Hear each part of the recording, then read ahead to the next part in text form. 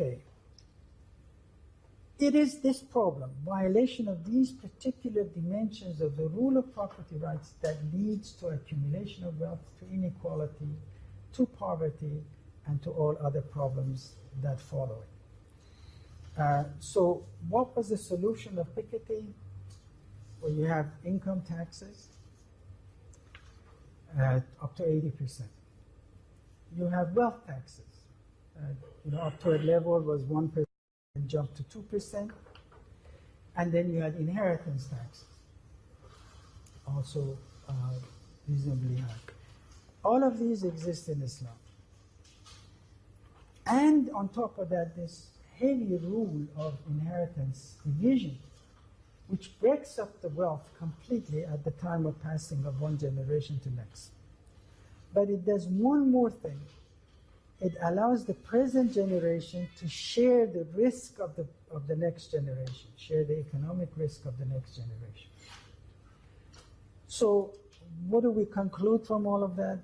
Is that if all the rules are observed, then what remains from someone's wealth is legitimate, justified, and creates an entitlement. The person is entitled to that. And of course, that person at the end of his life, whatever he has accumulated, even legitimately, will be broken up into smaller pieces. So you don't have accumulated wealth going from one generation to next, to next, to next, so that it becomes such a huge amount of accumulated wealth to give the person this rentier characteristic. But there are inequalities that we said are equitably created. Meaning that in the marketplace, since all the rules are rules of non-interference, if the actual rules of the market are observed, there is no interference from anywhere. There are supervision, there is regulation of the market, but everybody is treated equally. This is the crucial fact, is that there's no monopolist with economic power to dictate to the market what the price ought to be. There's no monopsonist. Monopsonist is somebody who's a buyer, a big buyer who can dictate. For instance, somebody like, I imagine that at least early days of contemporary period of China, Walmart, for instance, or many of these big chain stores, had monopsonistic power vis-a-vis China. Because they would order so much, so they could dictate prices, both to labor and to producers in China. So there is no such a thing in an Islamic market. No monopsonist and no monopolist. And if there are powers that are created naturally, they will not lead, according to these rules that we have laid down, they will not lead to accumulation of wealth and income to the point where you have this wide disparity of economic income and wealth in the society. So redistributive mechanisms, as we have said, basically one is that you share the risk of present generation. The rich shares the risk of life with the poor. Poor meaning those who have a right in the rich's income and wealth, because the person who is rich is somebody who has used more of the resources. In effect, Islam makes the poor a silent partner of the rich. There is a responsibility. It's a right in this, and has to be redeemed. This right has to be redeemed. How is it redeemed? It's redeemed through the redistributive mechanism. So the risk of present generations poor is shared by the rich. The risk of the next generation is also shared by the present generation, meaning that you have to leave something behind before the next generation has come. And the way it comes is at the time of my death, whatever debt I have will be given to my next generation. No, not. It's supposed to be wealth, not debt. You're supposed to pay your debts before you go.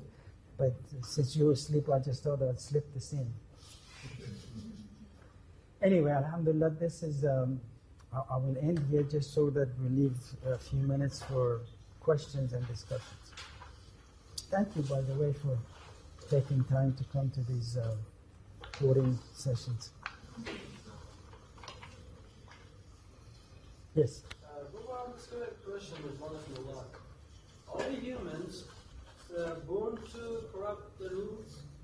Or is it in our nature? If it's our nature, why change it? If it's not in our nature, why we do it? Yes, the trouble is that there is a distance between ourselves and our nature. Because according to the Quran, we have something called fitra. And Allah subhanahu wa ta'ala has imprinted on that fitra how we should be and could be and are rule compliant. The problem is that there is a distance between that fitra which is inside us and the way we live, because that is influenced by the culture, traditions, everything else that's around it. We are created with dignity. And we are created with dignity because that fitra reflects the reality of Allah subhanahu wa ta'ala. But how do you get there is the whole problem of, as you become more and more rule compliant, you get closer and closer to your fitra, to your true nature. If, for instance, during the month of Ramadan, we spend 30 days of just fasting just for Him, and it's between Him and us. Nobody needs to know. You cannot fast. Nobody needs to. But so therefore, if you fast, you're actually doing it with pure khulus, meaning really purely for Him because He has asked you to do this. When the 30 days ends, you go something called Eidul Fitr. Eid means from Ada Ya'ud, meaning returning. So you're returning to your nature. All of us experience this. At the end of month of Ramadan, we are not the same person we were at the beginning. After the Eid, we're all the same again. We go back because, just eating a lot, that will get us to where we were before. But honestly, that's Eid is returning to that fitra. And what was that fitra? That began sort of a process of you thinking a little deeper, going inside yourself a little more. So there are things you can do, according to the Quran, that would allow you to actually go deeper and deeper, closer to your fitra, so you become that nature. So human nature that Allah subhanahu wa ta'ala has created is perfect, is cleansed, and the more you get close to it, the better you become. The more you are willing to give up your will to the will of Allah subhanahu wa ta'ala and become a Muslim. And so after you are a mu'min and muttaqi, all of that, Allah subhanahu wa ta'ala still tells you, Ya ayyuhalladhina amanu, udkhulu silma kaffatan. It is, you who are mu'min, become Muslim. Because if you talk about how first you are a Muslim, then you are a mu'min, then you are muttaqi, then you are muhsin, you are this and that. All of these darajat, these are degrees you have to go up. And yet when you get there, Allah subhanahu wa ta'ala said, become a Muslim. What does that mean? It means basically when you give up your will to the will of Allah subhanahu wa ta'ala, meaning that I'm only going to follow what He tells me to do. So I get to a point of decision making. At that point, I need to take a decision and make a decision and take an action. At that point, then I stop. Should I follow my own whim or what Allah subhanahu wa ta'ala has told me? That's the point. If you follow Him, then you're rule compliant. You don't, you're not. And so that's the difference. I don't know if that would, alhamdulillah.